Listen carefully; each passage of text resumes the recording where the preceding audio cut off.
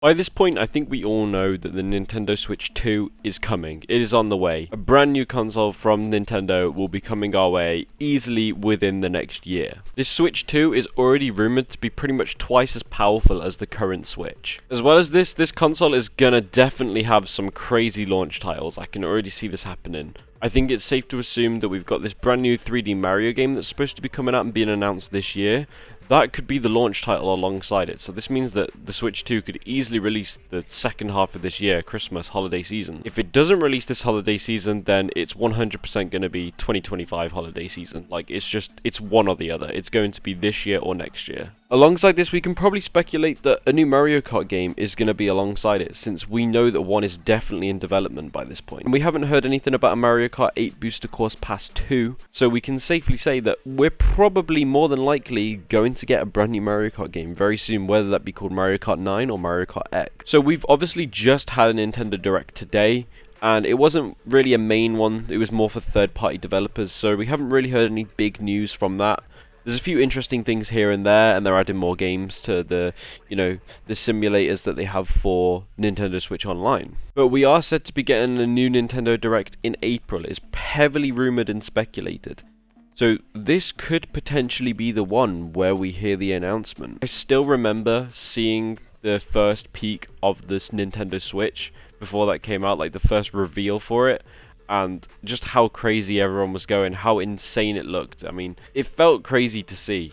It really did, because it felt like they'd taken all the best parts from a Nintendo console, like from the Wii, from the GameCube, etc.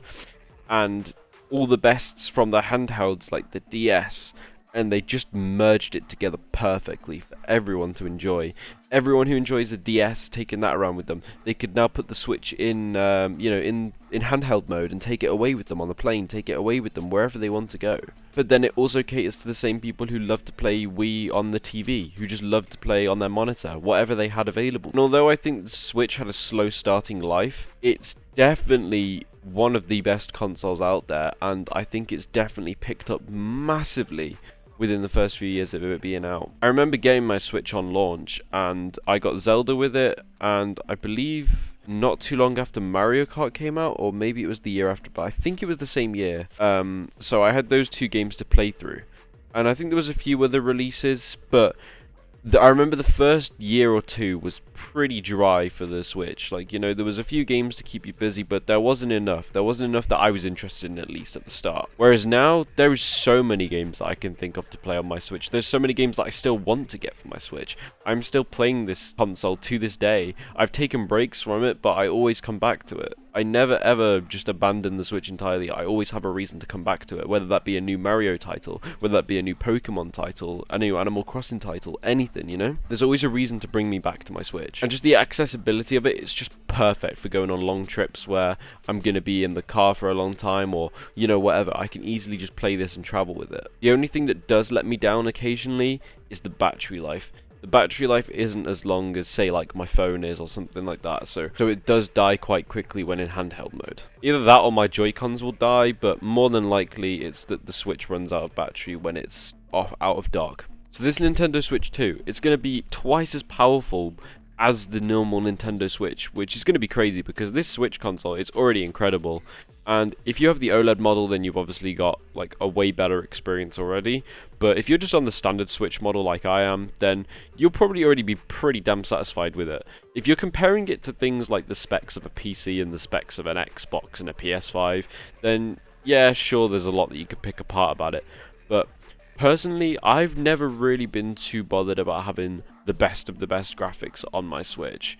Like, don't get me wrong, it is beautiful to have that, and it's amazing to see these games in such high quality. But it's never been a necessity for me, because I'm playing these games and I'm just enjoying them for what they are. Whereas when I play my PC, my PS5, whatever, when I'm playing those games, I directly want them to be powerful. I want them to have the best frame rate and the best specs. I want them to look gorgeous.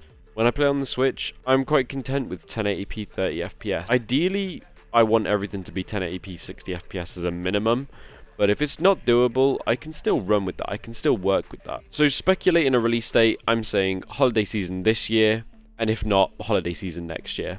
But more than likely, I'm putting my money on it being this year or next year, 100%. Let me know when you guys think it will release down in the comment section down below, and let me know what games you would like to see with this.